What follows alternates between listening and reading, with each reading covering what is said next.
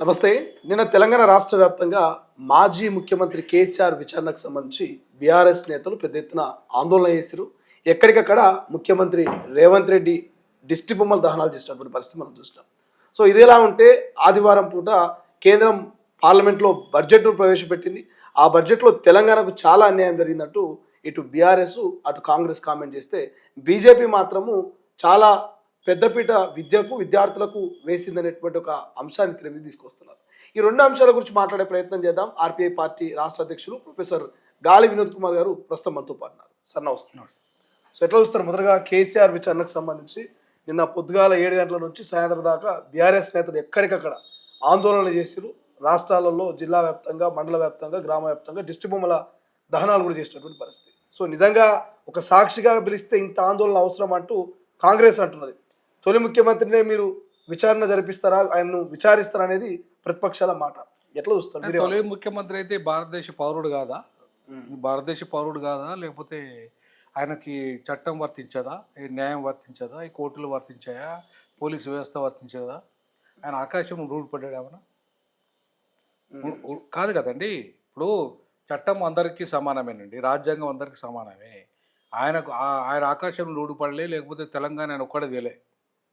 తెలంగాణ తెచ్చింది ఇవాళ మొత్తం తెలంగాణలో ఉన్న బహుజన సమాజం, ప్రధానంగా విద్యార్థులు, యువత, కవులు, కళాకారులు, మేధావులు, సబర్ణ వర్గాల యొక్క పోరాట ఫలితంగా ఏర్పడ్డది తెలంగాణ.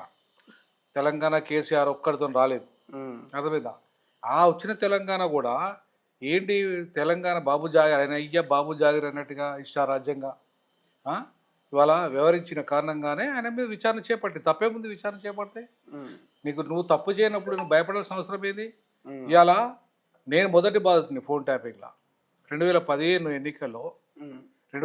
ఎన్నికల్లో నేను ఇండిపెండెంట్ అభ్యర్థిగా పోటీ చేస్తే కమ్యూనిస్ట్ పార్టీలు నాకు సపోర్ట్ చేశాయి.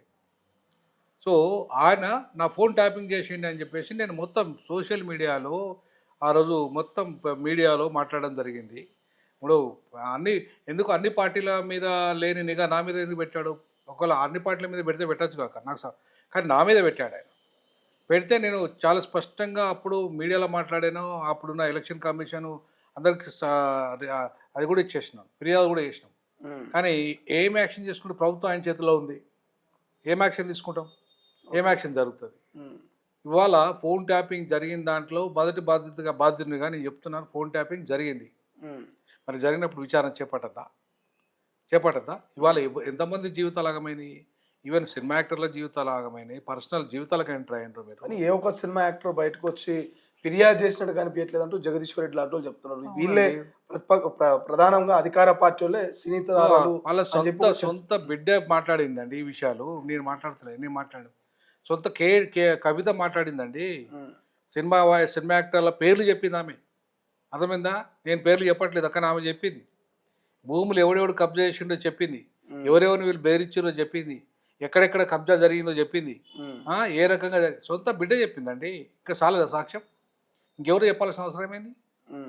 ఇక కుటుంబంలో నీ సొంత బిడ్డ, నీతో ఉన్న బిడ్డ, ఇవాళ ఒక మాజీ ఎంపీ, ఆమె ఎమ్మెల్సీ మాజీ, ఆమె చెప్పింది సాక్ష్యాలు. ఇది వాస్తవము, జరిగింది వాస్తవము, నా భర్త ఫోన్ కూడా ట్యాప్ చేసిందని చెప్పింది ఆమె. మరి దీన్ని ఎట్లా కాదంటాం? ఎట్లా బిడ్డ చెప్పినాక ఎట్లా కాదంటాం చెప్పండి? ఇదంతా ఒక చిల్లర రాజకీయాలు. ఈ చిల్లర రాజకీయాలకు కేసీఆర్ భయపడు, అడిగిన ప్రతి ప్రశ్నకు సమాధానం చెప్పింది అనేది నిన్న కేటీఆర్ అయితే ఇప్పుడు చిల్లర రాజకీయాలు భయపడి అంటున్నాడు కదా. మరి చట్టం వచ్చినప్పుడు చట్టం తర పని చేసుకున్నప్పుడు భయం ఎందుకండి? ఎందుకు ధర్నాలు చేయాలి? ఎందుకు అంటే నీ బాబు జాగిరే మరి రాష్ట్రం ఎవడయ్యా జాగిరి? ఇది రేపు రేవంత్ రెడ్డి జైలుకు పోలేదా? జగన్మోహన్ రెడ్డి జైలుకు పోలేదా? ఇలా పెద్ద పెద్ద ప్రముఖులు, భారతదేశ ప్రధానమంత్రులు జైలుకు పోయినరు, మాజీ ప్రధానమంత్రులు జైలుకు పోయినరు, ఇవాళ పెద్ద పెద్ద వాళ్ళు జైలుకు పోయినరు. తప్పు చేసినప్పుడు ఎవడైనా పోవాల్సిందే, శిక్ష పడాల్సిందే. తప్పు చేయనప్పుడు కదా నువ్వు భయపడకుండా ఉండాల్సింది. ఇప్పుడు నీకు ప్రభుత్వాన్ని ఇచ్చింది ఫోన్ ట్యాపింగ్లు చేయడానికి కాదు, నీకు ప్రభుత్వాన్ని ఇచ్చింది. ఇప్పుడు ఫోన్ ట్యాపింగ్లు ఎప్పుడు ఎవరి మీద చేయాలి? ఉగ్రవాదుల మీద చేయి. ఫోన్ ట్యాపింగ్లు ఎవరి మీద చేయాలి? నీకు ఎవరైతే దేశ రక్షణకు ఇబ్బందిగా ఉన్న వాళ్ళతో చేయి. ఉగ్రవాదులు కానీ, నక్సలైట్లు కానీ, లేకపోతే ఇంకా అట్లాంటి రిలేటెడ్ ఉన్న వాళ్ళతో కానీ నువ్వు చేసి ఆ రహస్య సమాచారాన్ని రాబట్టు. కానీ నువ్వు ప్రజాస్వామ్యంలో ఫోన్ ట్యాపింగ్లు ఎమ్మెల్యేల మీద నీ సొంత మంత్రుల మీద నీ సొంత బిడ్డ మీద సొంత అల్లుని మీద ఉమ్, ఆ? ఏమి ఇది ఫోన్ ట్యాపింగ్ చేస్తారా? ఉమ్. ఇదా నీ విధానం? ఆ? ఇది ఈ నీ బిడ్డే ఆరోపణ చేస్తుంది కదా అక్కడ, సొంత నా భర్త ఫోన్ ట్యాపింగ్ చేసిందని. ఉం? తెలంగాణ ఉద్యమంలో పునాది పడ్డ నందినగర్ నివాసంలోనే తెలంగాణ ఉద్యమకారుడు తొలి ముఖ్యమంత్రి విచారణ చేయడం ఇది అవమానకరం అంటూ ఆర్ఎస్ ప్రవీణ్ కుమార్ కామెంట్ చేశారు. ఆర్ఎస్ ప్రవీణ్ కుమార్కి అసలు ఆయన నియమం ఉందా? ఒక పోలీస్ ఆఫీసరు ఆయన మాట్లాడింది ఏంది? బీఎస్పీ అధ్యక్షునిగా మాట్లాడింది ఏంది? పక్కా మొత్తం ఫోన్ ట్యాపింగ్ చేసిన చరిత్ర కేసీఆర్ అని మాట్లాడిండు, లంగాని మాట్లాడి దొంగని మాట్లాడిండు. మళ్ళీ ఇప్పుడు దేవుడు అంటే ఎవరు నమ్మాలి ఆర్ఎస్ ప్రవీణ్ కుమార్ మాటల్ని? అసలు ఆర్ఎస్ ప్రవీణ్ కుమార్కి ఉన్న నిజాయితీ ఏంది? ఆర్ఎస్ ప్రవీణ్ కుమార్కి ఉన్న నిజాయితీ ఏంది అసలు? చెప్పండి. ఆర్ఎస్ ప్రవీణ్ కుమారు ఇవాళ బహుజన సమాజాన్ని దుర్మార్గంగా ఇవాళ మోసం చేసి వెళ్ళిపోయిన చరిత్ర ఆర్ఎస్ ప్రవీణ్ కుమార్ది. పోయి ఇవాళ నీతులు మాట్లాడితే ఎవరు నమ్మాలి ఆర్ఎస్ ప్రవీణ్ కుమార్ను? కాబట్టి ఆర్ఎస్ ప్రవీణ్ కుమార్కు ఎట్టి పరిస్థితిలో ఆ మాట్లాడే నైతిక అర్హతే లేదు. ఆర్ఎస్ ప్రవీణ్ కుమార్ ఎవడు నమ్మాలి అసలు? బహుజనులు ఒక సోషల్ మీడియా చూడండి ఎంత తిరుగుతున్నారు ఒక్కొక్కరు, ఎంత ముంచిపోయిండని. దొర దగ్గర దొరనైతే నువ్వు మొత్తం దొర దగ్గర బానిసలారా అని చెప్పి తిట్టిన మంత్రులను ఆనాడు కేసీఆర్, మరి అదే బానిసల దగ్గర నువ్వు పెట్టబోయినావు, అదే దొర దగ్గర నువ్వు పెట్టబోయినావు. అట్లాంటి వాడి మాటలు ఇప్పుడు తెలంగాణ సమాజం వినాలా? దాంట్లో వాస్తవం ఉందా? నిజాయితీ ఉందా? బీఎస్పీ అధ్యక్షుని ఒక మాట మాట్లాడతావు, బీఆర్ఎస్ నాయకుని ఒక మాట మాట్లాడతావా? నీకు నీకు నిజంగా ఏమన్నా పోలీస్ ఆఫీసర్ అయినా ఒక నీతి నియమాలు ఉన్నాయా నీ దగ్గర? ఒక సిద్ధాంతాన్ని కట్టుబడే వ్యక్తివా నువ్వు? కాబట్టి ఆర్ఎస్ ప్రవీణ్ కుమార్ని లెక్క చేయదలుచుకోలే నేను. ఆయన మాటలు తెలంగాణ ప్రజలు ఎప్పుడూ మర్చిపోయారు. ఆయన మాట తప్పే వ్యక్తి అని చెప్పేసి నిర్ణయించుకున్నారు ప్రజలు. తెలంగాణను తీసుకొచ్చినటువంటి వ్యక్తి తెలంగాణ తొలి ముఖ్యమంత్రి కేసీఆర్. విచారణ అంటే ఆయన అభిమానులు పార్టీ కార్యకర్తలు ఖచ్చితంగా వస్తారు, ఆందోళన చేస్తారు, తప్పేముంది ఇందులో అంటూ కేటీఆర్ మాట్లాడుతున్నారు. మీరు ఏకీభవిస్తారు? అది నేను ఏకీభవించను. ఇప్పుడు ఆందోళన చేసే వాళ్ళందరూ ఎవరైనా సరే, ఇప్పుడు ఫర్ ఎగ్జాంపుల్ ఆరోపణలు ఉంటాయి ఎవరి మీదైనా, రేపు నా మీదైనా ఉంటాయి, అవునా? ఎవరి మీదైనా ఆరోపణలు వస్తాయి. రారా బాబు నేను ఆరోపణలు వచ్చినంత మాత్రాన నన్ను జైలు పంపినట్ట? ఒక లా ఏం చెప్తుంది? అక్యూజ్డ్, నీ పేరు నువ్వు అక్యూజ్డ్ మాత్రం, నేరస్తుని కాదు. You're not a criminal, you're only accused. నువ్వు అక్యూజ్డ్ అని ఎప్పుడు వస్తుంది అంటే ఏదో ఒకటి నీ మీద వచ్చిన ఆరోపణ జరిగింది కాబట్టి విచారణ కమిషన్ వేసిండ్రు, జ్యుడిషియల్ ఎంక్వైరీ జరిగింది, పోలీసు విచారణ జరిగింది. ఇవన్నీ కూడా వచ్చిన ఆధారాలతోనే కదా ఇవాళ కేసీఆర్ గారిని విచారిస్తుంది. లేకపోతే ఏమి లేకుండా ఇవన్నీ వేయకుండా డైరెక్ట్ కేసీఆర్ గారిని తీసుకుపోయినా, డైరెక్ట్ కేసీఆర్ గారిని తీసుకుపోతే అది రాజకీయ కక్ష అవుతుంది. 1 by 1 వందలాది మందిలో ఆయన ఒకడు. ఆ కేసు లింక్ ఉన్న వందలాది మందిని విచారణ చేపట్టిన తర్వాత కదా చివరికి ఆయన దగ్గరకు వచ్చింది. ఫస్ట్ ఆయన దగ్గరకు పోలేదు కదా, మన రాజకీయ కక్ష ఎట్లయితుంది? ఇప్పుడు తొలి ముఖ్యమంత్రి అసలు దళితుని చేస్తా నువ్వు, తొలి ముఖ్యమంత్రిగా దగా చేసినావు నువ్వు. దళిత ముఖ్యమంత్రి చేస్తా అని చెప్పి నువ్వు దగా చేసినావు. దగా చేసినోడు ఇక గొప్ప నాయకుడు అవుతురా? దళిత ముఖ్యమంత్రి చేస్తానన్న కేసీఆర్ దగా చేసి దళితులను దగా చేసి దళితులకు 3 ఎకరాలు దగా చేసి అసలు దళితులను ఇవాళ ఎక్కడ కూడా మాలమాదిగలు విడగొట్టి అక్కడ మందకృష్ణ మాదిగను కూడా చివరికి ఆయన 10 వర్గాలుగా విడగొట్టి ఆయనని ఇవాళ బలహీనం చేసే ప్రయత్నం చేసిండు. అట్లాంటి వాడు దళితులను ఉద్ధరించిండా? ఇవాళ దళితులకు 20 లక్షల ఎకరాల భూములు, దళితుల భూములు, అసైన్ భూములంతా ఇవాళ ధరణి పేరు మీద ఆగమై కూర్చున్నాయి. అవి మొత్తం దొరల పాలైనవి. తెలంగాణ జాతిపిత అంటారు, మీరేమో దళితులకు ద్రోహం చేసిరని కామెంట్ చేస్తున్నారు. 100% చేసిందని చెప్తాను నేను. తెలంగాణ జాతిపిత కేసీఆర్ అరే ఎవరండి తెలంగాణ జాతిపిత అని? టీఆర్ఎస్ అంటే ప్రజలు అన్నట జాతిపిత అవుతారు. జాతిపిత అంటే ఎట్లా ఉండాలి? జాతిపిత ఒక స్టేట్స్ మ్యాన్ లాగా ఉండాలి. మా భూములన్నీ కాపాడాలి, మా దళితుని ముఖ్యమంత్రి చేయాలి, ఇలా పేదల ప్రజల భూములకు పంచాలి. ఎన్ని భూములు వచ్చిండని, ఎన్ని ఉద్యోగాలు ఇచ్చిండని, ఎన్ని నీళ్ళు ఇచ్చిండని పేదలకు. భూమి లేని ప్రజలకు భూమి ఎన్ని భూములు ఇస్తే నీళ్ళు రావాలి వాళ్ళకు, అంతే కదా. ఇప్పుడు నీళ్లు నిధులు నియామకాలుగా ట్యాగ్ లైన్. భూమి లేని ప్రజలకు నీళ్ళు ఎందుకండి? ఇలా ఎందుకు మాకు భూమి ఇవ్వకుండా నీళ్ళ రాజకీయాలు చేస్తున్నాండి ఇవాళ? అటు కేసీఆర్, ఇటు రేవంత్ రెడ్డి, అటు రామచంద్రరావు. భూమే లేదు మాకు ఇక్కడ, నీళ్ళ రాజకీయాలు ఎందుకు చేస్తారు మీరు? ఎవరిని మోసం చేయడానికి ఇంకా 12 ఏళ్ళ తర్వాత కూడా భూములు వచ్చకుండా, మాకు భూములు ఇవ్వకుండా, మా పేద ప్రజల భూములు కొట్టేసి 20 లక్షల ఎకరాలు ఇంధనం ఇచ్చిన భూములు కొట్టేసి ఇవాళ రేవంత్ రెడ్డి చిల్లర రాజకీయాలు చేస్తాడు, ఈ కేసీఆర్ చేస్తాడు, అటు రామచంద్రరావు చేస్తాడు. ఎవరు నమ్మాలి మీ చిల్లర రాజకీయాలు? లేదంటే మీ మీ మోసపు రాజకీయాలు ఎవరిని తెలియదు. కాబట్టి ఇవాళ ఈ కేసీఆర్ గారు జాతి పిత అంటే నాలాంటి వాడు నవ్వుకుంటాడు. ఉమ్, ఆ! జాతికి పిత అంటే ఎట్లుండాలి? జాతిలో ఉన్న మొత్తం యావత్ ఇప్పుడు జపాన్, సింగపూర్ ఎట్లా డెవలప్ అయింది? ఇప్పటికీ జపాన్, సింగపూర్ ఫౌండర్స్‌ని ఎట్లా కొలుస్తున్నారు ప్రజలు? ఎక్కడ డెవలప్ అయిందండి? పేద ప్రజల బతుకులు ఏమైనాయి? ఉమ్, ఎంత ఆగమైనాయి? వాళ్ళ భూములు గుంజుకున్నారు. వాళ్ళకి ఇండ్లు కనీసం డిస్ప్లేస్‌మెంట్ ఆయన సిద్దిపేట ఏది ఆ కాళేశ్వరం డిస్ప్లేస్‌మెంట్ అయితే కూడా ఇంతవరకు వాళ్ళకు కరెక్ట్‌గా కాంపెన్సేషన్ రాలేదు. వందల ఎకరాల భూములు పేదల భూములని ఇయాల 22A కింద ఇయాల అది చేసుకున్నాడు. ఏంది నిషేధిత జాబితాలో పెట్టి ఆ భూములన్నీ మొత్తం పెట్టుబడిదారులకు అమ్ముకున్నాడు. పేదల భూములు కొట్టేసి పెట్టుబడిదారులకు సొమ్ము చేసుకున్నాడు. ఇక లక్షల కోట్లు సంపాదించాడు. ఆయన జాతిపిత ఎట్లయితాడండి? మాకు పంచితే కదా జాతిపిత ఏది? ఉమ్, పేద ప్రజలకు పంచితే కదా భూములు, పేద ప్రజలకు పంచితే కదా ఆస్తి, పేద ప్రజలకు ఉద్యోగాలు ఇస్తే కదా పేద ప్రజలకు నేను జాతిపిత ఏది?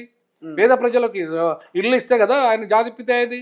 ఉమ్, ఏమి ఇచ్చిండు ఆయన జాతిపిత అండి ఆయన పేద ప్రజలకి? కాబట్టి ఇవాళ ఎవరో జాతిపిత అన్నంత మాత్రాన జాతిపితలు కాదు. జాతిపితలు ఎప్పుడు కూడా ప్రజల హృదయాల్లో ఉంటారు, ప్రజల గుండెల్లో ఉంటారు. ఏ పేద ప్రజలు బాగుపడ్డారు చెప్పండి ఆయన వల్ల? సో కాబట్టి ఇవాళ ఎట్టి పరిస్థితుల్లో ఆర్పిఐ పార్టీ చాలా స్పష్టంగా బాబాసాహెబ్ అంబేద్కర్ విగ్రహం నువ్వు పెట్టచ్చు కాక గౌరవిస్తాను నేను. కానీ విగ్రహం పెట్టేంత మాత్రం మాకు ఒరిగేది ఏంటంటే వేల కోట్ల రూపాయల విగ్రహం పెట్టి ఇవాళ మాకు భూమి అవైతివి, మాకు దళిత బంధువు సరిగా అమలు చేయవైతివి, దళితులకు 3 ఎకరాల భూమి అవైతివి, దళితులకు ముఖ్యమంత్రి అవైతివి, పాపం ఉప ముఖ్యమంత్రి చేసిన మా దళితుని ఓ తనదంతే బాయే, ఎక్కడో మూల పడిపోయాయి, అడ్రస్ లేకుండా బాయే. ఉమ్, ఎక్కడ ఎదిగిందండి నీ మొత్తం నీ హిందుత్వానికి నీ విధానాలకి ఇవాళ ఆగమైపోయిన ఈ దళిత జాతి ఎప్పుడు ముందుకు బాగుపడుతుంది? ఇప్పుడు రేవంత్ రెడ్డి కూడా అదే బాటలో ఉన్నాడు. భూభారతి పేరు మీద అదే వారాలు నడిపిస్తున్నాడు. రైట్. సో దాంతో పాటుకి ఈ మధ్య కాలంలో పాడి కౌశిక్ హుజూరాబాద్ ఎమ్మెల్యే అంశం కొద్దిగా చర్చనీయాంశం మారుతా ఉంది. పోలీసు అధికారుల్ని దురుసుగా మాట్లాడడం కావచ్చు, ఇవంతా కూడా మనం చూసాం, సోషల్ మీడియాలో వైరల్ అవుతుంది. సో ఆయన మీద మానవ హక్కుల కమిషన్ కూడా ఫిర్యాదులు వెళ్తా ఉన్నాయి. సో అటువంటి ఎమ్మెల్యే మీద మీరు ఏమైనా కామెంట్ చేస్తారా? గతంలో కూడా ఒక గవర్నర్ని, మంత్రి సీతక్క లాంటి వాళ్ళని కూడా ఆయన అవమానపరిచినట్టుగా గతంలో చర్చలు జరిగినాయి. ఏమైనా కామెంట్ చేస్తారా? అర్హుడే కాదు పాడిక రెడ్డి ఒక ఎమ్మెల్యేగా అర్హుడే కాదు. ఉమ్, ఒక మెంటల్గా తీసుకొచ్చి ఇవాళ ఎమ్మెల్యే చేశారు ప్రజలు. పాపం ఇప్పుడు ఈటల రాజేందర్ 10 మందికి పన్నం పెట్టేటోడు. ఏమి అక్కడ ఆయన ఓడగొట్టిండ్రు. ఉం? పాపం ఆయన ఏదో ఆయనకు నచ్చని పార్టీలోకి వెళ్ళిపోయిండు. ఆయన ఏదో ఆయన అస్తిత్వం కోసమో దానికోసం పోయిండు అందులోకి. ఆయన ఆస్తుల కోసం పోయిండు. బట్ ఏ ఆ ప్లేస్లో ఒక సరి అయిన బీసీ నాయకుడిను ఇంకెవరినో గెలిపించాల్సిన అవసరం ఉండే అక్కడ. మరి అటువంటప్పుడు ఇవాళ నోరు ఉందా అని చెప్పేసి ఇష్టం ఉన్నట్టుగా మాట్లాడి పిల్లల్ని కూడా ఇవాళ మేము మాకు ఓటేయకపోతే చచ్చిపోతామని చెప్పేసి బెదిరించి ఓటేసుకొని ఇవాళ ఆయన చేస్తున్న విధానాలు ఏంటండి? ఒక ఎమ్మెల్యేకి ఉండాల్సిన కనీస ఇంగిత జ్ఞానం లేదు. ఆయన ఒక కామన్ మ్యాన్కి ఉండాల్సిన ఇంగిత జ్ఞానం లేదు.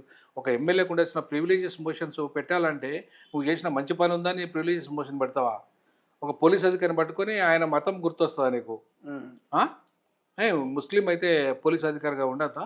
దళితులు అయితే పోలీస్ అర్హుడు కాదా? అంటే రెడ్డి అయితే మాత్రం నీకు అంత అహంకారమా? నీ బాబు జాగిరా ఏమన్నా దేవాలయాలు? ఏమండి నాకు అర్థం కాలే.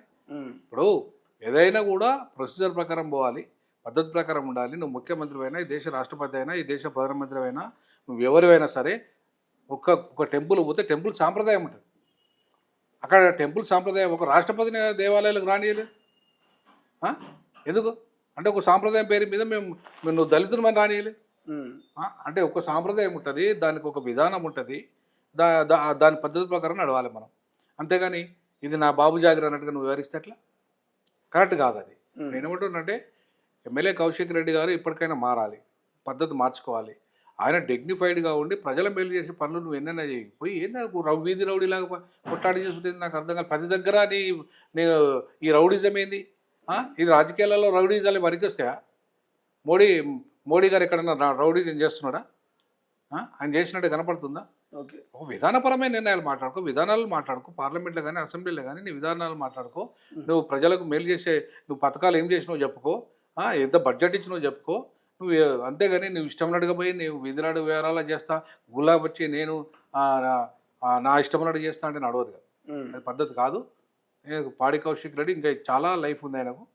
ఇప్పుడే ఇంత దొడ్డుగా ఉండి ఈ రకంగా ఉంటే నెక్స్ట్ మళ్ళీ ప్రజలు కనుక ఆయనను ఓడిస్తే చిత్తుగా ఓడిస్తే మళ్ళీ లేవడిగా అడ్రస్ లేకుండా పోతాడు. రైట్. సో కేంద్ర ప్రభుత్వం పార్లమెంట్లో నిర్మలా సీతారామన్ బడ్జెట్ ప్రవేశపెట్టింది. ఈ బడ్జెట్ మీద రకరకాల చర్చ జరుగుతుంది. ఓవైపు కాంగ్రెస్ ఏమో రాష్ట్రానికి మరోసారి అన్యాయం చేసింది అంటున్నది. 60 సార్లు ఢిల్లీకి పోయినా ముఖ్యమంత్రి ఒట్టి చేతులతో వచ్చిండు, కేంద్ర బడ్జెట్లో తెలంగాణకి ఏమీ పెట్టలేదంటూ ప్రధాన ప్రతిపక్ష నాయకులు కేటీఆర్ లాంటి వాళ్ళు కామెంట్ చేస్తున్నారు. బట్ బీజేపీ మాత్రం చాలా అద్భుతంగా ఉంది ఈ బడ్జెట్, దీర్ఘకాలిక మంచి ఫ్యూచర్ని ఊహించే విధంగా విద్య మీద కావచ్చు, ఉద్యోగాల మీద ఈ బడ్జెట్ పెట్టింది అనేది బండి సంజయ్ లాంటి వాళ్ళ మాట. సో ఏం చెప్తారు మీరు ఆర్టీఐ పార్టీ అధ్యక్షులుగా? ఇప్పుడు ఒక పార్టీ విధానం ఉంటుందండి. వాళ్ళు ఒక వికసిత భారత్ అనే ఒక విధానాన్ని వాళ్ళు రూపొందించుకున్నారు. ఆ పార్టీ విధానం ప్రకారంగా వాళ్ళు ఇవాళ వాళ్ళ అడుగులు వేశారు. దాంట్లో అగ్రికల్చర్ సెక్టార్కు ఒకప్పుడు యూపీఏ ప్రభుత్వం 2014లో 25,000 కోట్ల బడ్జెట్ మాత్రమే కేటాయించింది. వీళ్ళు 1,37,000 కోట్ల రూపాయల బడ్జెట్ రైతులకు కేటాయించారు. మరి ఆ రైతు సంక్షేమం పెరిగిందా తగ్గిందా? సో తర్వాత డిజిటల్ ఎకనామీ, ఆరెంజ్ ఎకనామీని, తర్వాత సైన్స్ అండ్ టెక్నాలజీతో ఇవాళ అగ్రికల్చర్ విధానాన్ని మనము డెవలప్ చేసుకోవాలని చెప్పారు. కరెక్టే కదా. మరి ఇప్పుడు అగ్రికల్చర్ ఎకానమీ అనేది ఇవాళ డిజిటల్ టెక్నాలజీ ఏఐ వాడి ఇవాళ ఎక్కడ డైరెక్షన్ ఉంది, ఎక్కడ కరెంట్ ఎన్ని గంటలకు పోతుంది, ఎన్ని గంటలకు వస్తుంది, ఈవెన్ ఇంట్లో కూర్చొని స్విచ్ ఆన్ చేస్తున్నారు, సెల్ ఫోన్లకి యూజ్ చేస్తున్నారు టెక్నాలజీ. ఇవాళ ఆ టెక్నాలజీని వాడే విధంగా తయారు చేస్తున్న ఈ విధానాలని వికసిత్ భారత్లో వాళ్ళు చేస్తున్నారు. వాళ్ళ పార్టీ సిద్ధాంతం ప్రకారంగా వాళ్ళు నడుస్తున్నారు. సో కాబట్టి గత ప్రభుత్వం కంటే ఇప్పుడు అప్పులు పెరిగినాయి, అభివృద్ధి కూడా పెరిగింది. అప్పులు పెరిగినాయి, అభివృద్ధి పెరిగింది. గత ప్రభుత్వం కంటే ఇప్పుడు ధనవంతులు కూడా పెరిగింది, పేదలు కూడా పెరిగారు. ఇప్పుడు ఎస్సీ ఎస్టీల విషయంలో, ఓబీసీల విషయంలో తగినంత ప్రాధాన్యత లేదు. కానీ వాళ్ళు comprehensive development, per capital income కంటే కూడా ప్రజల కొనుగోలు శక్తి పెరిగే విధంగా పథకాలు రూపొందించారు వాళ్ళు. పర్ క్యాపిటల్ ఇన్కమ్ చూసుకుంటే తక్కువనే ఉంది చైనాతో పోల్చుకున్న, అమెరికాతో పోల్చుకున్న. బట్ పర్చేజ్లో ఎవరైతే కొనుగోలు శక్తిలో ఇవాళ అమెరికా కంటే ఎక్కువ కొనుగోలు శక్తి పెరిగింది భారతదేశంలో. ఇవాళ అమెరికా కంటే మనము అమెరికా డాలర్ విలువ, మన డాలర్ విలువ, మన రూపాయి విలువ పతనమైనప్పటికీ కూడా పర్చేజ్ కెపాసిటీ ఎట్లా పెరిగింది భారతదేశంలో. వస్తువు కొనుగోలు శక్తి ఎట్లా పెరిగింది. ఇవాళ ఎట్లా పెరిగిందంటే నీకు ఇంకా ఆల్టర్నేటివ్స్ వైపు ప్రభుత్వాలు ఇచ్చే పథకాలకు వైపు యూజ్ అవుతున్నాయి. మరొక వైపు నీకు ఉపాధి అవకాశాలు ఉన్న క్రమంలోనే కొనుగోలు శక్తి పెరుగుతుంది. సో నిరుద్యోగ సమస్య ఇంకా పూర్తిగా తగ్గిందని నేను అనను. అట్లాగే వాళ్ళకు మొత్తం నిరుద్యోగ సమస్య కానీ, ఎస్సీ ఎస్టీలకు గొప్ప పథకాలు చేసింది కానీ, బీసీలకు పథకాలు చేసిన, మహిళలకు గొప్ప పథకాలు చేసిన కానీ, మహిళలకు గతంలో కంటే కూడా ఇప్పుడు టెక్నాలజీ వాడే విధంగా ఇప్పుడు సెల్ఫ్ హెల్ప్ గ్రూపులు ఉన్నాయి.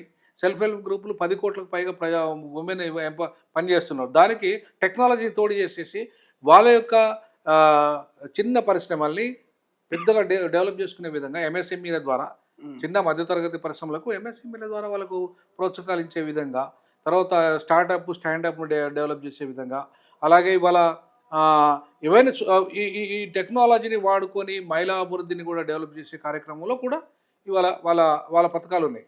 సరే, నా ఐడియాలజీ డిఫరెంట్. బాబాసాహెబ్ అంబేద్కర్ రాజ్యాంగం ద్వారా ఆశించిన ఆశయాలు వాళ్ళు నెరవేర్చకపోవచ్చు. ఇప్పుడు ఒక దేశం అభివృద్ధి అంటే కేవలం బంగ్లాల అభివృద్ధి కాదు, ప్రజల సగటు అభివృద్ధి, మహిళా సగటు అభివృద్ధి దేశాభివృద్ధి అన్నాడు అంబేద్కర్.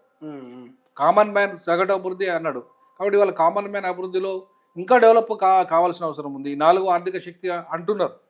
4వ ఆర్థిక శక్తి ఒకవైపు అంటున్నప్పటికీ కూడా మరొక వైపు ఇవాళ మనం పేదరికంలో ఎక్కడున్నాము, 123వ స్థానంలో. రైట్. ఇప్పుడు దాంతోపాటు సార్ మెట్రో కానీ, త్రిబుల్ కానీ, లేకపోతే మూసీ కానీ, ఇక్కడ ఈ ప్రాజెక్టులకు రూపాయి కూడా బడ్జెట్ కేటాయించలే. ఇన్నిసార్లు కేంద్ర మంత్రులు కలిసిన నిరాశనే మిగిలింది అనేది కాంగ్రెస్ మాట. ఏం చెప్తారు ఒక మాటలో దీని మీద? ఇప్పుడు అదొక్కటే కాదండి, దక్షిణాది రాష్ట్రాలకు మొత్తం మొదటి నుండి మొండి చేయ చూపిస్తుంది. ఉత్తరాది రాష్ట్రాలలో 1,39,000 కోట్ల రూపాయలు ఉత్తరాది 2 రాష్ట్రాలకు కలిపి, ఏది ఉత్తరప్రదేశ్, బీహార్ కలిపి మొత్తం 5 రాష్ట్రాలకు కలిపితే కూడా 1,29,000 రూపాయలు కూడా కేటాయించలేదు. మొత్తం 5 రాష్ట్రాలకు, 2 రాష్ట్రాలకి అంత బడ్జెట్ కేటాయించారు. ఎందుకంటే జనాభా అంత ఎక్కువ ఉంది. జనాభా అక్కడ ఎక్కువ ఉంది, పేదరికం అక్కడ ఎక్కువ ఉంది, వెనుకబడతనం ఎక్కువ బీహార్లో కానీ, ఉత్తరప్రదేశ్లో కానీ. అందుకే అక్కడ ఉత్తరాదిలో పాలకులు వాళ్ళే, ఉత్తరాది వాళ్ళే, పార్టీ వాళ్ళదే, ఉత్తరాది పార్టీ. కాంగ్రెస్ అయినా అదే పని చేసింది. పెద్ద కాంగ్రెస్ ఏమో దక్షిణాదిని మొత్తం డెవలప్ చేసిందని ఎక్కడైనా ఆధారాలు ఉన్నాయా? కాంగ్రెస్ అధికారం ఉన్నప్పుడు అదే జరిగింది, బీజేపీ అధికారంలో అదే జరిగింది. కాబట్టి రెండు ఉత్తరాది పార్టీలు అదే విధానంలో ఉన్నాయి. కాబట్టి నేను ఈ రెండు ఉత్తరాది పార్టీలు, అది బీజేపీ అయినా కాంగ్రెస్ అయినా ఉత్తరాది పార్టీలే అంట. అన్యాయం చేస్తుంది దక్షిణాదికి అంటున్నా. అట్లా దక్షిణాది రాష్ట్రాలకు అన్యాయం చేస్తున్నాడు కానీ తెలంగాణ కూడా అన్యాయం చేసింది, తీరని అన్యాయం. సో కాబట్టి ఇది కొత్తగా తెలంగాణ ఒక్కదానికే చేయలే. వాళ్ళ ఆంధ్రప్రదేశ్ అంతగా అధికారంలో ఉన్నా కూడా కొంచెం ఊరట కలిగించే బడ్జెటే పెంచారు తప్ప మనకంటే పెద్దగా పెరిగింది ఏం లేదు, ఒరిగింది ఏం లేదు ఆంధ్రప్రదేశ్ కూడా. అంటే ఓవరాల్గా దక్షిణాదికి వాళ్ళు అన్యాయం చేస్తున్నారు మొదటి నుండి కూడా. మొదటి నుండి ఇవాళ కాదు, కాంగ్రెస్ పార్టీ అయినా అదే పని చేసింది, బీజేపీ అయినా అదే పని చేసింది. కాబట్టి దక్షిణాదిలో ఒక ప్రత్యేకంగా డెవలప్మెంట్ కౌన్సిల్ ఏర్పాటు కావాలి. నేను మొదటి నుండి మొత్తుకుంటున్నా. ఆ డీజాక్ లక్ష్యం కూడా అదే. మేము దక్షిణాదికి ఆల్రెడీ దక్షిణాది అభివృద్ధి మండలి ఉంది, దాన్ని ఇప్పటివరకు రివైవ్ చేయట్లేదు. దానికి ఒక దానికి కనీసం కేంద్ర మంత్రి హోదా లేదు. దానికి ఇవాళ కేవలం అమిత్ షా కంట్రోల్లోనే ఉంది. అది దానికి బడ్జెట్ లేదు. ఈ దక్షిణాదికి ప్రత్యేకంగా బడ్జెట్, ప్రత్యేకంగా సుప్రీంకోర్టు బెంచ్ ఏర్పాటు, సెకండ్ క్యాపిటల్ ఏర్పాటు, ఈ తర్వాత ఇక్కడ మొత్తం ఆల్ సెంట్రల్ ఇన్స్టిట్యూషన్స్ ఇక్కడ రావాలని ఎప్పటి నుండో అంబేద్కర్ కోరుకున్నాడు. ఇవాళ డిమాండ్ కూడా ఉంది. అవన్నీ ఇక్కడ మాట్లాడలేదు. బడ్జెట్లో ఎక్కడ అలొకేషన్ లేదు, బడ్జెట్లో సుప్రీంకోర్టు బెంచ్ మాట లేదు. మరి ఎందుకు రాకూడదు సుప్రీంకోర్టు బెంచ్ ఇక్కడ? సుప్రీంకోర్టు బెంచ్ కానీ, ఇక్కడ సెకండ్ క్యాపిటల్ కానీ, దక్షిణాదికి ఇవాళ క్యారిడార్స్ కానీ, ఎకనామికల్ క్యారిడార్స్ కానీ ఎందుకు లేవు? ఇవాళ చేతగాని నాయకులు ఉన్నారు ఇక్కడ. రేవంత్ రెడ్డి చేతగాని నాయకుడుగా నిరూపించుకున్నాడు. ఇప్పుడు ఏమైంది? రేవంత్ రెడ్డి అన్నిసార్లు పోతే కూడా ఏం ఒక పైసా ఎక్స్ట్రా రాలేదు.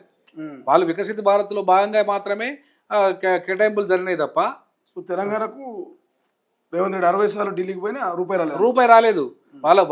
వాళ్ళు ఏ ప్రాజెక్టులు అయితే ఇవ్వాలనుకున్నారో అది బుల్లెట్ ట్రైన్స్ వచ్చినాయి.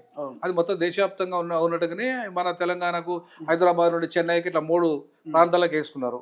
అలాగే కాకపోతే గతంలో కంటే తెలంగాణకు ఈ డెవలప్మెంట్ నిధులు, రోడ్డు కానీ, బుల్లెట్ ట్రైన్ కానీ వాటితో పోల్చుకుంటే గతం కంటే ఎక్కువ నిధులు వచ్చినాయి తెలంగాణకి. కానీ ప్రత్యేకంగా తెలంగాణకు రాష్ట్ర ప్రభుత్వం ఇచ్చిన ఏవైతే ప్రవేశపెట్టిన పథకాలు ఉన్నాయో వాటికి సంబంధించిన అలొకేషన్ జరగలేదు. RRR కానీ, లేకపోతే మూసీ ప్రక్షాళన కానీ, లేకపోతే ఇంకా ఆయన మెట్రో సెకండ్ ఫేజ్ కానీ, లేకపోతే ఇప్పుడు ఇంకా ఆయన అది ఫార్మా సిటీ అక్కడ పెడతా అంటుండే కదా, ఎక్కడ ఫోర్త్ సిటీలో ఫార్మా రంగం కానీ, ఫార్మా రంగానికి కొంత కేటాయింపు జరిగింది. సో ఆ కేటాయింపు ఫోర్త్ సిటీలో పెట్టుకోవచ్చు, ఫోర్త్ సిటీ డెవలప్ చేసుకోవచ్చు. ఆయన అది ఉంది. బట్ ఆయన ఫార్మా సిటీని కాస్త ఫోర్త్ సిటీలో ఫార్మా రంగం పెట్టకుండా ఆయన దాన్ని రియల్ ఎస్టేట్ వ్యాపారంగా మార్చేస్తున్నాడు ఆయన. సో కాబట్టి ఇప్పుడు ఆయన రియల్ ఎస్టేట్ బిజినెస్ కోసమే పెట్టాలి ఆయన, కాదు కదా. ఖచ్చితంగా వాళ్ళ ప్రియారిటీస్ వాళ్ళకు ఉంటాయి. కేంద్ర ప్రభుత్వము తెలంగాణలో రేపు గవర్నమెంట్ రావాలంటే ఏం చేయాలి, ఏమేం చేయాలి అనేది వాళ్ళ ప్రియారిటీస్ వాళ్ళకు ఉంటాయి. ఖచ్చితంగా రేపు దాన్ని ఆ రకంగానే చూడాలి మనం తప్ప ఏదో ప్రేమ తెలంగాణ మీద బీజేపీ ఉందని నేను అనను. ఖచ్చితంగా బీజేపీ ఇవాళ ఎట్టి పరిస్థితుల్లో వాళ్ళ ప్రియారిటీ ఎక్కువ మతం మీదనే ఉంటుంది. డెవలప్మెంట్ మీద కంటే మతం మీద ఎక్కువ ప్రియారిటీ ఉంటుంది. ఇక్కడ రోహింగ్యాల మీద ఎలగొట్టడం మీద అంత శ్రద్ధ ఈ హైదరాబాద్ అభివృద్ధి మీద ఉండదు వాళ్ళకు. కాబట్టి ఆ రకమైన భావజాలం నుండి బయటపడాల్సిన అవసరం ఉంది. ఇప్పటికైనా రేవంత్ రెడ్డి గారు ఇప్పుడు ఈ సెక్యులర్ శక్తులను కలుపుకొని రేపు ఏమి ఇయ్యని బీజేపీ దక్షిణాదికి తీరని అన్యాయం చేసిన బీజేపీ ఇక్కడున్న దక్షిణాదిలో ఉన్న ముఖ్యమంత్రులందరూ సమావేశం ఏర్పాటు చేసేసి దక్షిణాదికి జరుగుతున్న అన్యాయాల పట్ల ఖచ్చితంగా పోరాటం చేయాల్సిన అవసరం ఉంది. కేసీఆర్ గారు కూడా ఆ విషయంలో ముందంజలో ఉండాలి, రేవంత్ రెడ్డి ఉండాలి, స్టాలిన్ ఉండాలి. అంతేకాకుండా ఈవెన్ మన కర్ణాటక ముఖ్యమంత్రి సిద్ధరామయ్య ఉండాలి, కేరళ ముఖ్యమంత్రి పినరస్ విజయ్ ఉండాలి. మీరంతా ఒక ప్లాట్ఫామ్ మీద ఉండి ఇక్కడ మన ప్రాంతం యొక్క హక్కులను కాపాడే విధంగా కనుక వస్తే కేంద్రం దిగస్తుంది. బీజేపీని అడుగడుగును అడ్డుకోవాలి. ఇక్కడ కనుక మనకు నిధులు కేటాయించకపోతే, విభజన హామీలు నెరవేర్చకపోతే బీజేపీని భూస్థాపితం చేస్తాం. ఆర్పీఐ పార్టీ అదే విధానం. అది ఖచ్చితంగా మేము దక్షిణాదికి హక్కులను, దక్షిణాది ఆత్మగౌరవాన్ని కాపాడడానికి ఆర్పీఐ ఖచ్చితంగా పోరాటం చేస్తుంది భవిష్యత్తులో అని చెప్పేసి తెలియజేస్తాం. రైట్. చివరిగా ఒక చిన్న మాట సార్, ఈ మధ్య కాలంలో బంగారము పట్టుకున్నామన్నా కూడా దొరకట్లేదు, రాకెట్ స్పీడ్లో దూసుకుపోతున్నది. సో ఎంత వేగంగా వెళ్ళిందో అంత వేగంగా పతనమైంది. 180 దాకా పోయి ఇప్పుడు 140 దాకా వచ్చినటువంటి పరిస్థితి. సో మీరేం చెప్తారు? చాలామంది సామాన్యులు భయపడుతున్నారు. ఓ బిడ్డ పెళ్లి చేయాలన్నా, తులం బంగారం కొనాలన్నా కూడా చాలా భయపడుతున్నారు. సో అటువంటి వాళ్ళకు మీకున్నటువంటి సమాచారంతో ఏం చెప్పగలుగుతారు బంగారం? ఇప్పుడు బంగారం నిల్వలు అనే దాని మీదనే మనకు ఇప్పుడు ఎక్కడైతే ఏ దేశంలోనైతే బంగారం నిల్వలు రూపీ వాల్యూ పెరుగుతుందో ఆ దేశంలో స్టేబుల్గా ఉంటుంది ధరలు. ఏ దేశంలో అది పతనం అవుతుందో ఖచ్చితంగా స్టేబుల్ పెరుగుతాయి పడిపోతూ ఉంటాయి. ఇవాళ రూపాయి పతనమైంది భారతదేశంలో. 90 రూపాయికి వెళ్ళిపోయింది అది డాలర్తో పోల్చుకుంటే. సో కాబట్టి $1 ఎప్పుడైతే పెరుగుతుందో దాన్ని దెబ్బ కొట్టాలంటే ఇవాళ భారతదేశం ఇంకా ఈ ప్రపంచంతో అంటే ఇవాళ ఇప్పుడు చైనా తర్వాత భారతదేశంలోనే ఎకనామీ డెవలప్ అవుతుంది. అంటే ఆ ఎకనామీ ఒక్కటి సరిపోదు. ప్రపంచంలో ఉన్న దేశాలు మన వైపు వచ్చే విధంగా, మనం అగ్రగామి దేశంగా నిలబడే విధంగా, అట్లాగే మనము ఇవాళ చాలా రకంగా ఫార్మసీని డెవలప్ చేసుకుంటున్నాం. ఫార్మా రంగం ప్రపంచంలో మనం #1 స్థానంలోకి వెళ్ళిపోయినాం. ఇప్పటికే ఐటీ రంగంలో కూడా కీలకంగానే ఉన్నాం, కానీ రక్షణ రంగంలో లేదు. సో రక్షణ రంగంలో లేకపోవడం వల్ల ఇవాళ బడ్జెట్ చూశారు కదా, బడ్జెట్లో 15% ఎక్కువ పెంచింది రక్షణ రంగానికి, హైయెస్ట్ పెంచింది. ఎందుకంటే ప్రపంచం అమెరికాతో పోటీ పడాలన్నా, చైనాతో పోటీ పడాలన్నా రేపు రక్షణ రంగంలో కీలకంగా ఉంటే తప్ప అది సాధ్యం కాదు. సో ఆ రకంగా ఇవాళ ఈ వికసిత్ భారత్ బడ్జెట్ ఏదైతే ఉందో ఆ బడ్జెట్లో భాగంగా వాళ్ళ రక్షణ రంగాన్ని చాలా ఎక్కువగా పెంచుకొని దేశంలో సెమీ కండక్టర్స్ రూపంలో కావచ్చు, ఇంకా మరొక రూపంలో కావచ్చు, ఇవాళ మనల్ని బెదిరిస్తున్న అమెరికా ఏదైతే ఉందో సుంకాల పేరుతోని ఆ సుంకాలన్నిటిని ఇవాళ తగ్గించుకునే ప్రయత్నం ఉంటే మన సొంతగా మనమే టెక్నాలజీ పెంచుకునే విధంగా ఉండగలిగితే వాళ్ళ మీద ఆ రాకెట్ ఆయుధాలు కానీ రాకెట్ టెక్నాలజీ కానీ అన్నీ కూడా మనమే చేసుకోగలిగితే రేపు ఈ పరిస్థితి ఉండదు. 100% తగ్గిపోతాయి. అప్పుడు ఏమవుతుంది, మనం కంట్రోల్ చేయగలుగుతాం. బంగారం రేటు కానీ వెండి రేటు కానీ మనం ప్రతిదాన్ని కంట్రోల్ చేయగలుగుతాం. ఎప్పుడు కంట్రోల్ చేయగలుగుతాం అంటే మిగతా దేశాలు మన మీద కొనుగోలు శక్తి మీద ఆధారపడతాయి. ఇప్పుడు మనం ఇతర దేశాల మీద ఆధారపడుతున్నాం ఎక్కువ. ఎక్స్పోర్ట్ అనేది ఇంపోర్ట్ అనేది ఎక్కువ చేసుకుంటున్నాం, ఎక్స్పోర్ట్ తక్కువ చేస్తున్నాం. సో ఎప్పుడైతే ఎక్స్పోర్ట్ మన దేశంకి వెళ్ళి పెరుగుతుందో అప్పుడు బంగారం విలువలు కానీ మిగతా కానీ వెండి విలువలు కానీ తగ్గిపోతాయి. సో ఇప్పుడు ఆ మిగతా వాటిని కొనుగుతున్న క్రమంలో ఈ పరిస్థితి మనకు దాపరించింది. కాబట్టి ఇప్పటికైనా వికసిత భారత్ బడ్జెట్ అయినా అందుకే వేశాడు, భవిష్యత్తులో భారతదేశము స్టేబుల్ ఎకానమీ పెంచుకుంటూ, రక్షణ విభాగాన్ని పెంచుకుంటూ, ప్రజల యొక్క పర్ క్యాపిటల్ ఇన్కమ్ను పెంచుకుంటూ, అట్లాగే కొనుగోలు శక్తిని పెంచుతూ రేపు దేశంలో ఆర్థిక ద్రవ్యోల్బణము రాకుండా ఆర్థిక స్థిరత్వాన్ని కాపాడుకునే విధంగా ఇవాళ ప్రణాళికలు ఉండే విధంగా ఇలా వికసిత్ భారత్ బడ్జెట్ రూపకల్పన జరిగిందనడానికి కొంత మనకు సూచనలు కనపడుతున్నాయి. సో కాబట్టి అవి కనుక సత్ఫలితాలు ఇచ్చే దిశగా కనుక పోతే ఖచ్చితంగా భవిష్యత్తులో బంగారం ధరలు, వెండి ధరలు మళ్ళీ తగ్గుతాయి, సామాన్యునికి అందుబాటులోకి వస్తాయి. ఆ దిశగా అడుగులు పడాలని ఖచ్చితంగా దేశం ముఖ్యం. పార్టీ అనేది ఏ పార్టీ అయినా, నైనైనా, ఆర్పీఐ పార్టీ అయినా, వాళ్ళ బీజేపీ అయినా, ఇంకోటి కాంగ్రెస్ అయినా, ఎవరిదైనా దేశం ముఖ్యం. సో దేశ ప్రజలు ముఖ్యం. సో కాబట్టి ఆ దిశగా అడుగులు వేయాలి బడ్జెట్. ఆ బడ్జెట్ పరిపాలన ఫలాలు కరెక్ట్గా వస్తే ఇవి ధరలు కూడా తగ్గిపోతాయి.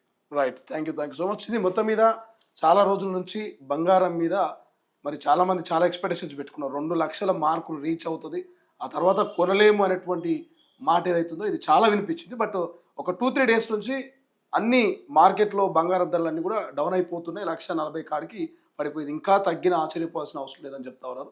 సో ప్రొఫెసర్ గాలి వినోద్ కుమార్ లాంటి వాళ్ళు కూడా చెప్తా ఉన్నారు, ఫ్యూచర్లో డాలర్ రేటును కనుక మన రూపీ తలదంటే భవిష్యత్తులో మొత్తం బంగారం రేట్లు, వెండి రేట్లు తగ్గే అవకాశం ఉంటుంది, సామాన్యునికి అందుబాటులోకి వచ్చే ఛాన్స్ ఉందని కూడా చెప్తా ఉన్నారు. చూద్దాం ఏం జరుగుతుంది, ఎటువైపుగా ఈ బంగారం కావచ్చు, ఈ స్టాక్ మార్కెట్లు కావచ్చు, ఎటువైపు పోతాయి అనేది. కెమెరా పర్సన్ అజయ్తో శ్రీశైలం, తొలి వెలుగు, హైదరాబాద్. అసలైన తొలి వెలుగు. ఫాలో వాట్సాప్ @తొలి వెలుగు official.